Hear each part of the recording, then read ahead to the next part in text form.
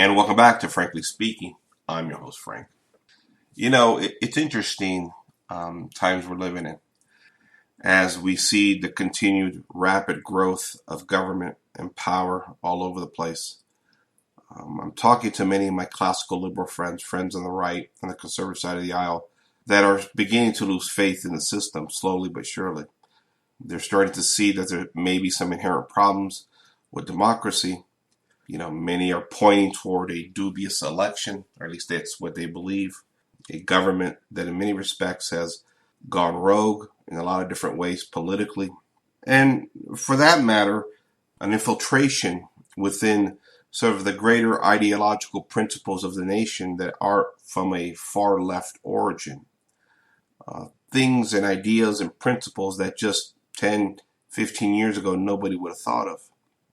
Now, I find it interesting as a Catholic because if you go back and read many Catholic authors over the past 30, 40, 50 years, we've talked about or at least what appears to be an infiltration within the church, a far left infiltration. We would use the word Masonic, right? I think as Catholics. The word Masonic really doesn't apply to many classical liberals because Masonry can come in various forms. For them, it's always that left and right dichotomy, the battle against the Marxists, right? For us, we would see classical liberalism and Marxism as sort of, an ideology from the same camp, only in various degrees. But they are starting to notice and starting to struggle with what is coming down the pipe and this overwhelming ideology that has really embedded itself in every major institution that governs over our lives, right? Whether it's government, whether it's Hollywood, whether it's the media, whether it's the educational system, now the corporations aligning themselves with government, which has really thrown the right for a loophole. Because remember, for many years, the right defended corporations in this, under this umbrella of freedom and liberty kind of a thing, right? But now that the corporations have aligned themselves with big government, they've had a change of heart. And it's been really an awakening moment for the political right. And they're scrambling. They're scrambling right now to define what these things that are happening now, because they've really been caught with their pants down in many respects, right? This is why you hear the political right throw the word fascism around everywhere right now, because they really don't understand or never saw this coming. They really don't have even any terms to really describe the level of infiltration and collusion that has happened in sort of this global network of far left dominance that has encompassed the entire globe, including America at this point in time.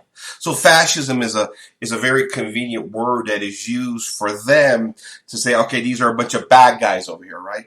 But as I've said to you so many times before, fascism, at least from a historical context, has a very specific definition, and it has a philosophical principle that I don't believe is consistent with the way many classical liberals and conservatives are using the word today.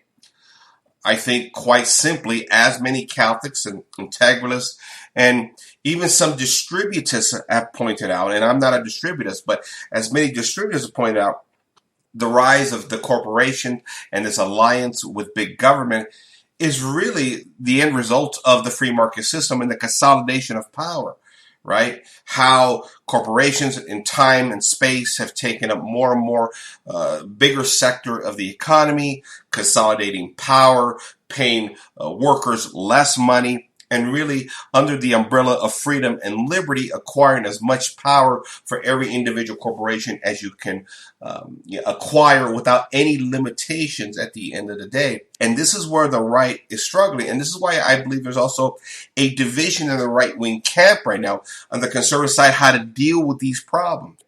Another issue that's come up recently, and again, this is related to all of this, is the pornography issue, where you have certain talk show hosts on the right, like Shapiro and Beck, that have come out and have said that, pornography is free speech. It's bad for you. It sucks. It's damaging. It poisons the mind of our culture. But in the name of freedom, we have to allow pornography to exist. And yet there's another side in the conservative camp that says, wait a minute. It goes much deeper than that. Pornography is damaging culturally, and ultimately that translates into problems politically. You cannot have a damaged culture and still maintain a healthy sort of society in the end of it all. That's problematic. And it goes back to this conundrum that the right always has between, balancing freedom and truth and justice, which they've always had a problem doing. But as I'm talking to my classical liberal friends, they're really struggling right now when they look at how all the institutions have been captured by the far left, and how there's been this avalanche of pressure from every institution that has trounced on their values. And the interesting thing about it is it's been via the means of democracy, which their values have been trounced upon. But see, that's very difficult for our friends on the right, because they elevated democracy to a status of sort of divine elevation, if you want to call it that. To them, the purity of the system is what's important, because in the minds of the classical liberals, they need to have a say-so in the governance of society, because their opinion has to matter for something. If their opinion is taken away, they feel robbed of this freedom. They feel robbed of this liberty. And yet, at every turn, the forces of darkness, if you want to call them that, the far left, Marxist, progressives, what do you want to call that, have used democracy to sort of infuse all their values within society and capture all the institutions that are so influential throughout society. And this is the conundrum that many on the right are on right now. And this is why I think you're starting to see fractions within the conservative movement. Now, at the end of the day, they'll consolidate under this general banner of conservatism, whatever you have it. But there is now competing sects.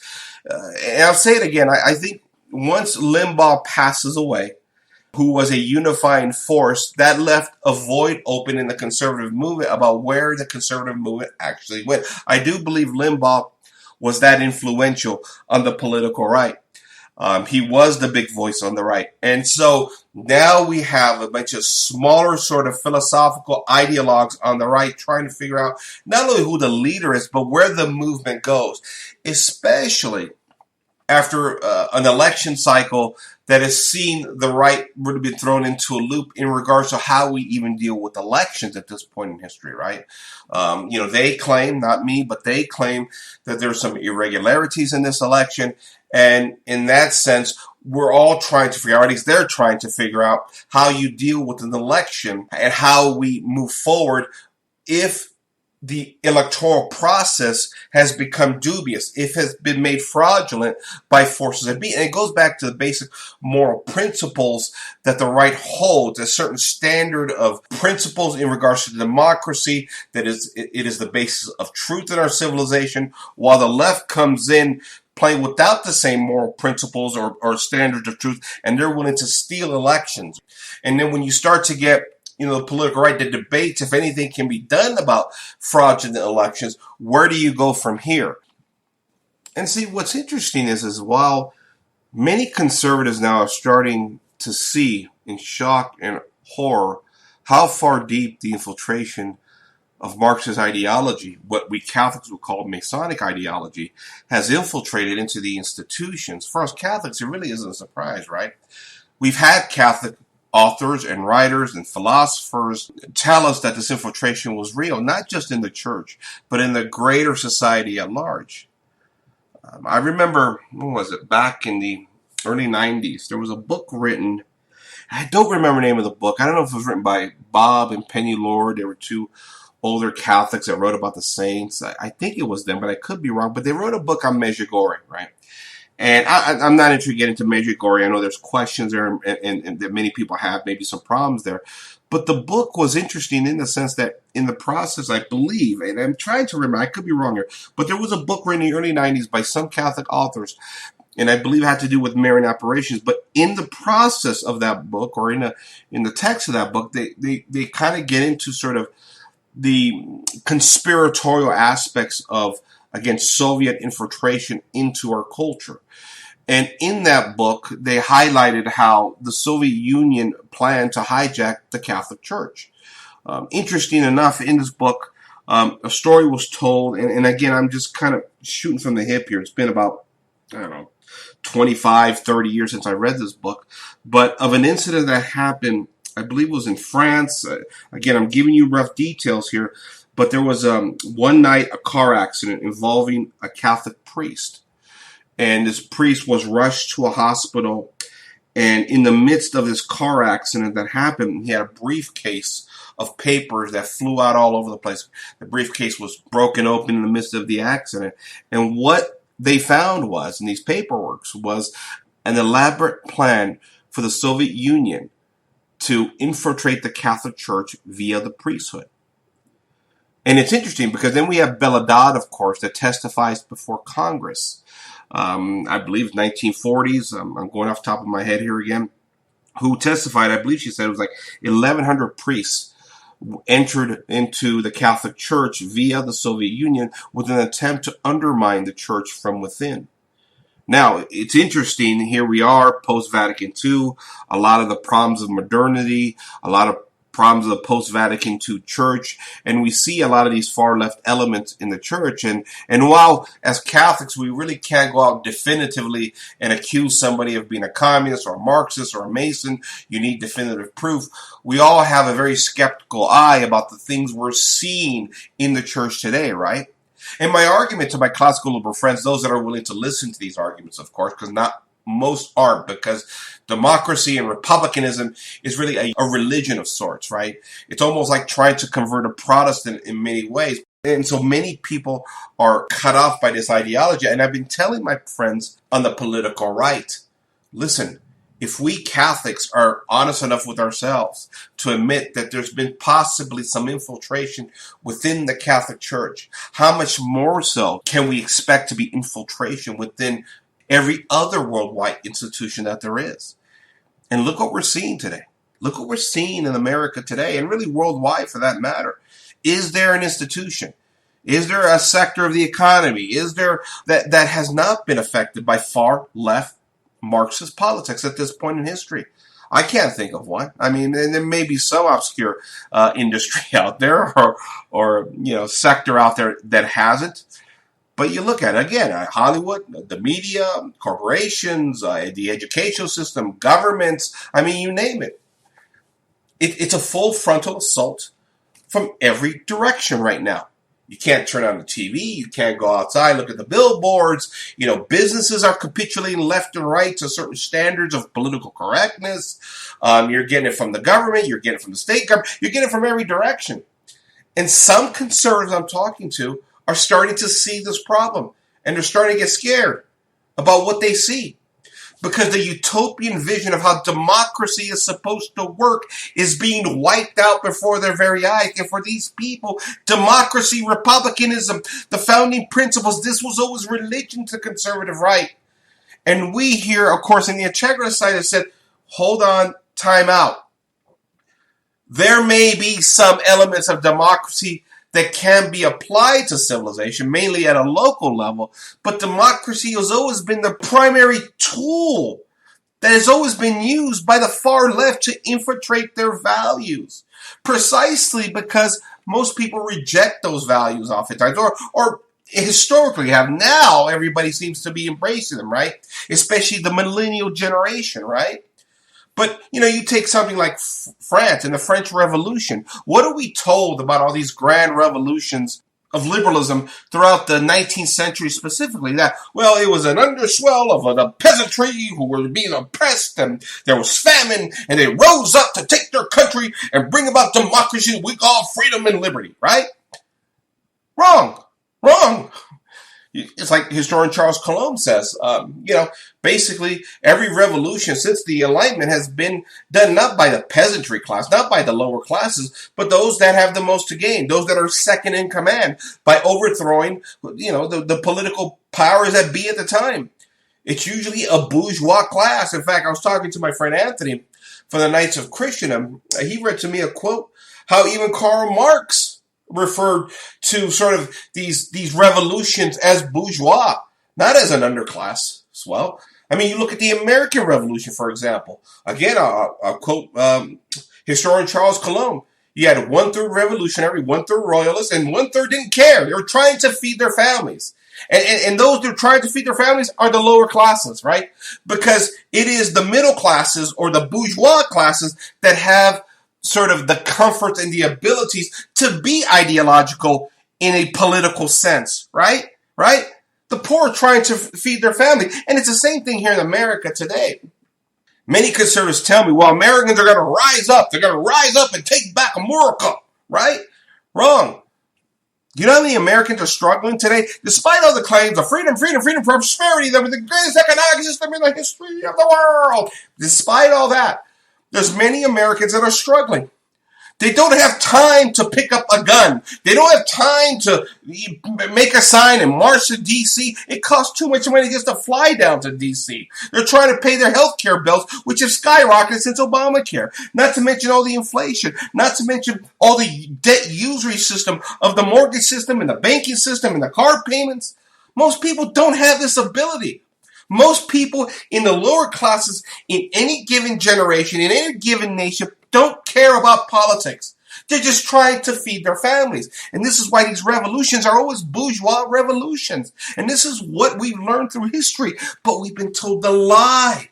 The lie that these are an underground swell of the peasants that are rising up to give it legitimacy. But this is part of the propaganda that the Masons always use. Part of the propaganda that the Marxists always use in order to convince people that this is a groundswell grassroots movement that has had enough of the nobility, or it had enough of the leading powers in whatever nation you have, and are rising up or standing up for our rights.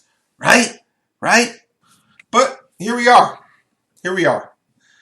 In confusing times in America, as we're watching every basic understanding of common decency be trampled on at this point in history. Morally, politically, socially, ethically, in every capacity. And, you have to ask yourself, what has gone wrong? And really, the most disappointing thing about this, in my opinion, is it took what looks to be, or at least what the right-wingers claim, is a dubious election for them to come to realize that there's problems here, right? Well, many of us Catholics have been pointing us out for a long time, right? Nobody wants to listen to the Catholics, right? We lost our world, and 250 years ago, 500 years ago, and we've become irrelevant in some sense, according to the eyes of some people. But here we are. There's no group that's been more consistent and more right about history and what has partaken over the past 200 to 500 years than the integralists. We've called all of this, right? Well, listen, I'm not going to take credit for that. I was duped into the classical liberal sort of mold when I was younger. But I came out of it because it takes courage to see your mistakes in this life, right? It takes courage to admit that I was wrong. Now, granted, I was born and raised in the classical liberal civilization. This is how we're all indoctrinated, right? And so in that respect, it took me some time to begin to see these things. But look where we're at now. Go back and read the integralist writers of the past 100 years. And they will tell you everything's come down the pipe. It's all been predicted.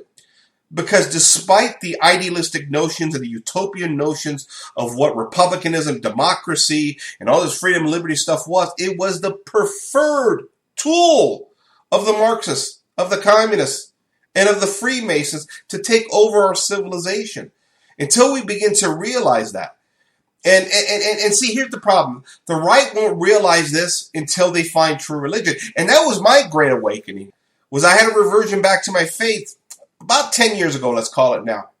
And I ventured into not only traditional Catholicism, but I found integralism. But it took me finding my Catholic faith again. Not this abstract, religion or Catholicism or religious liberty where we all kind of just under a big tent just take the top 10 points of the faith. And if we do that, we can bring all Americans together and win the next election and take back America for the conservative purposes, right? Right?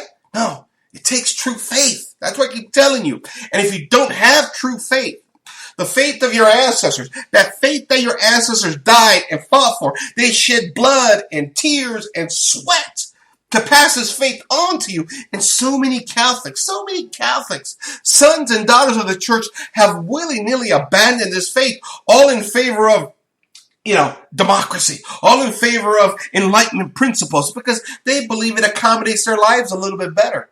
But find the truth of the gospel, find the truth of the faith. Your eyes will be open, ladies and gentlemen, because we have forefathers that laid this out for us a long time ago. And many of us have started to see this a long time ago. And so, you got talk radio now pushing the same talking points as they always do, believing and arguing the same political machinations as I remember when I was in the classical liberal camp 10 years ago, and the 20 years roughly that I spent in that camp, that if we make the right political moves and we make the right political decisions and we stand behind the right principles, that we can win the next election and we can vote our ways back into truth and justice, right? Well, let me tell you something. We are living in an era of deep, deep evil. There's no way to describe this. An era of apostasy. And I'm sorry, I hate to break the news to my classical liberal friends, but we're not going to vote ourselves out of this problem. If you want me to tell you that voting may mitigate and hold off certain elements of evil, fine. We have an agreement there. A very tepid agreement, I guess you could say.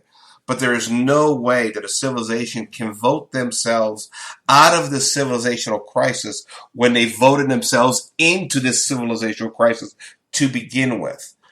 And as more and more power has consolidated within these institutions that have been infiltrated by far-left ideologues, it's even less likely now than ever before in history that we're going to vote ourselves out of this problem at this point in history.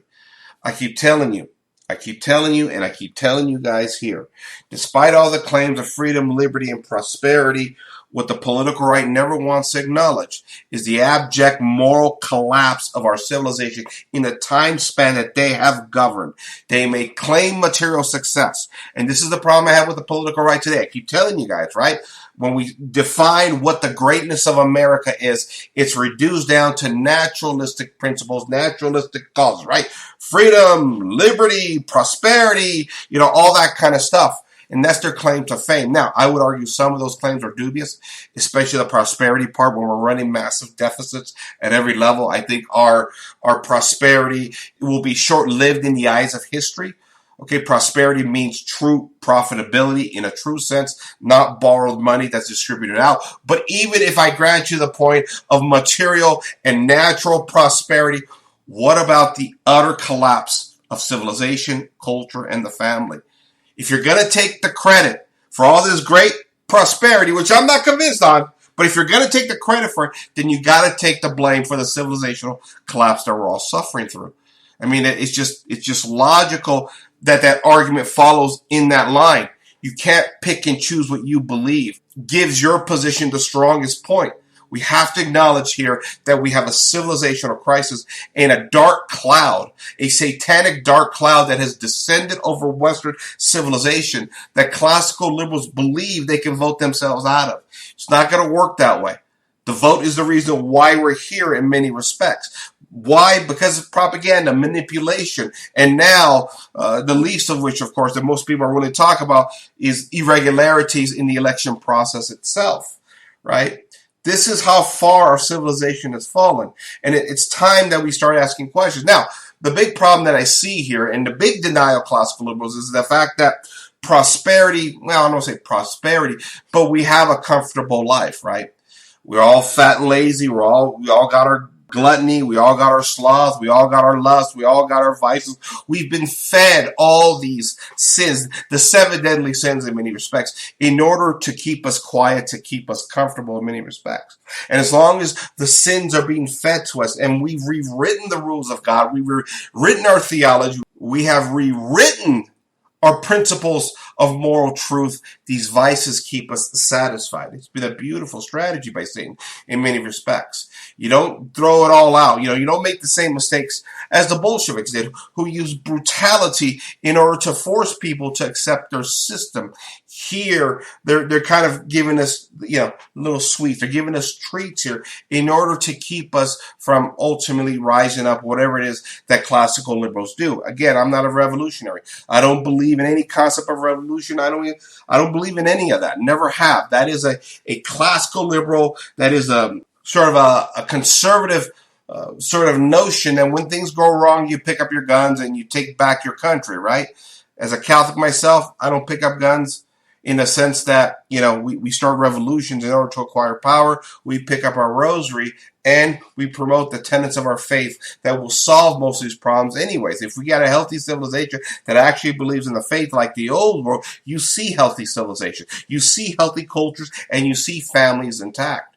This is why the primary principle of destroying America and really destroying all of the West has been to attack the family. But the attacks against the family start at the origins of the founding principles.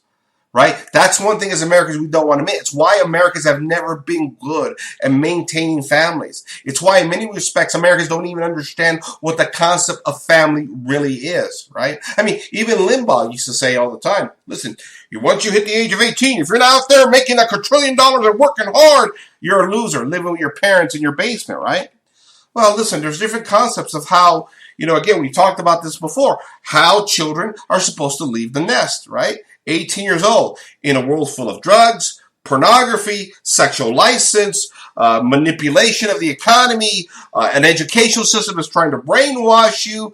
What's an 18-year-old to do out in the real world nowadays? Well, we're seeing it. We're seeing the effects of throwing kids out at the age of 18 instead of protecting them within a grander scheme of the familial system, right? In my family, you didn't leave the house until you got married. You know why? Because family watches out after each other. When you're kicked out of the nest at 18 years old, guess what? Nobody's watching out after you. You're an individual with individual rights, and you could do what you want to do, kiss my rear end because I'm an American. We've seen what's happened to the culture. We've seen what's happened to individuals who are broken. I mean, the irony here is, and this is one of the great things that many classical liberals don't see, right? Here we are, we got talk shows like Limbaugh who used to preach, when you're 18, you got to leave the nest, and you got to go out there and make the money, make the money, make the money. Look at what's happened in that time span within the framework of that culture, right? We got a progressive system, ironically enough, and this is a right-wing talk show host throwing young kids, or young adults, I should say, still at an immature age by the standard of how we raise kids anyways, throwing them out into this college system, right? A college system, an educational system that first and foremost, not only are they being indoctrinated into little liberals, but then you got your partying, you got your sex, experimentation, and contraception, and every vice. No, I mean, it's become, like I said before, a rite of passage in America that you go to college, right? Because that's all we push in this country now is college, college, college, or else you're going to be a loser. But we push people out, and we got a rite of passage that you're going to partake of all these vices in the college system, and then somehow you're going to get a job and work your way up the economic engine of prosperity in America. But what we learned is that when kids come out of the college experience, they're broken human beings. They're broken socially. They're broken culturally. And the family is broken. And it was conservatives, not the progressives, conservatives that encouraged this anti-familial system that allowed these individual young adults at an immature age to go into the world to be deceived in a liberal culture that was given to us by classical liberal thinkers. That's the irony here. And classical liberals, conservatives don't see this problem. They don't see it at all. They're blind to this because it was classical liberals that rebelled against the familial system in the first place. A familial system that was designed to protect you for a lifetime. Right? But no, we're Americans. We got this arbitrary number that we say, you're 18 years old, you're a man, go out there, make the money, the money, the money, the money. Because that's what we do in America, right? We reduce everything down to naturalistic principles, right? But we're still human beings. That's what you forget. And in your broken classical liberal, religious liberty, fallen theology, you've forgotten we have a fallen nature. We have a fallen nature. And that fallen nature is not just for 18-year-olds or 17-year-olds or 14-year-olds or 13-year-olds. Even adults. All human beings have a fallen nature. And if we don't guard against that fallen nature or prepare people to deal with that fallen nature, they will fall. How many Americans have fallen in the past 50, 60, 70 years as civilization has continued to liberalize? And what has been the answer for the political right? Let's go out there making lots of money. That's it. Money solves everything. Money solves all of our problems. Well, it's funny. It's funny. Again, we'll go back to the economic theories. Okay, let's assume I grant you guys the idea that America is the most prosperous nation in the history of the world. How's that worked out for our culture? Huh? How's that worked out for the family in this country?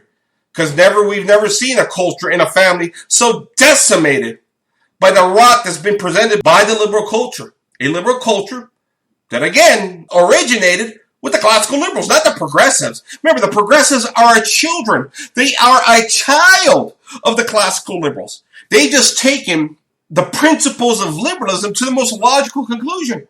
Right?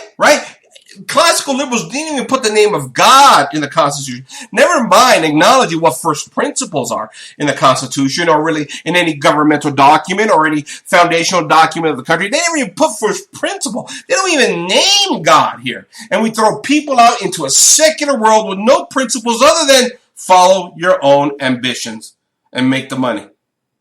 That's it. No moral formation. No moral principles, nothing bigger than ourselves as individuals, and nothing more than making the money and pursuing worldly pleasures. Look where it's led us. Look where it's led us. A culture and a society gone absolutely mad. And now the classical liberals shake their heads wondering, what, huh? What happened to America? This isn't the America I know. And here we are, we Catholics and integrists on the sidelines saying, told you so. Told you so. If you have no moral principles at the top of civilization, it goes back to the porn question. If you have no overriding moral principles at the top of civilization to govern the fallen nature of man, it's only a matter of time until man falls. Man has fallen, and it's fallen hard. And now we see every major institution in the country and the world be infiltrated by the same ideology that wants to unleash the fallen nature of man and justify sin at every cost. And for what? And for what? Because we were never supposed to have any governing body principles of law at the top of civilization because of this idea of local subsidiarity from a secular perspective. Remember? Right? It's something they borrow from the Catholic world, only minus one critical principle, the moral laws of the church. Right? I said it before and I'll say it again. Subsidiarity, or what conservatives would call small government, makes no sense. It doesn't work unless you have a body of moral principles, something like the church to govern over the moral principles of society. You say local government, you say small government, you say, subsidiarity, you say small government. Where does your morality come from? Where?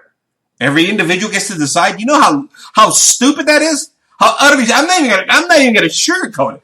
The founding fathers that came up with that, just stupid. And I beg to ask the question if they weren't just trying to justify their own sins, right? Which I'm pretty sure historically we can prove pretty easily. But when you talk about small government in the context of how the Catholic world defined it long before the Enlightenment, the church was in place as a moral arbiter of truth to keep moral principles in order as we governed in sort of this economic subsidiarity kind of a world. That's where it worked.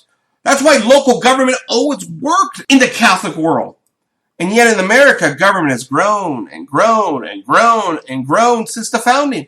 It's never stopped growing, ironically enough. And now, all these principles, they've infiltrated into sort of every institution. We've seen it. What do you want me to say at this point? How much longer can, as a nation, we go down this trajectory where we're playing blind, we're playing stupid? And I understand we're all caught in this left and right dichotomy, and it's difficult to see beyond it. And I'll admit, I was there at one time. I could not see between the left and right dichotomy. It was very difficult because at the end of the day, we have to govern ourselves, right? And we got two choices, two lousy choices, right? The capital R or the capital D. And we're told that's the only choices we have. Well, now I'm starting to wonder if those choices were given to us purposely. So we wouldn't have a choice, because a lot of us don't feel like we have a choice, even when we go to the polls. I said it before, I'll say it again. I'm 50 years old this year. I've never had my values ever represented in government, right? We all, as Americans, like to talk about representative governments. Okay? My values have never been represented. To me, the idea of representative government is a myth. It's always been a myth. At least it has in my life, right? I mean, it's quite amazing to me. Quite amazing to me, the times we're living in. So, there you have it, ladies and gentlemen. Just a little rant here. The infiltration stuff, the right started to see it. Will they put the puzzle together? I don't know. I don't know, because unless you have true faith and have a contextual history of true faith and how civilization has devolved over the course of the past 200 to 500 years, again, starting back at the Protestant Reformation, taking full fruition at the Enlightenment, and then the Marxist Revolution at the start of the 20th century, unless you have, again, a spiritual awakening of sorts, it's hard to see the full picture, because you have to actually step outside of politics to see this thing. Because at the end of the day, what we're living through is not just a political battle. And this is the problem, because conservatives, classical liberals reduce everything down to naturalism. This is just as much of a spiritual battle as it is a battle of naturalism. At the end of the day, or should I say, not naturalism, as just as much a part of as politics as anything else. All right? All right, pay attention to those conservatives. They're kind of, maybe, hopefully starting to figure it out. We will see. Here, frankly speaking, we'll continue to remind them where they've missed a few critical points throughout history and culture and politics. So, this is Frank. I want to thank you for joining me. Signing off for Frankly Speaking. Good night, everybody.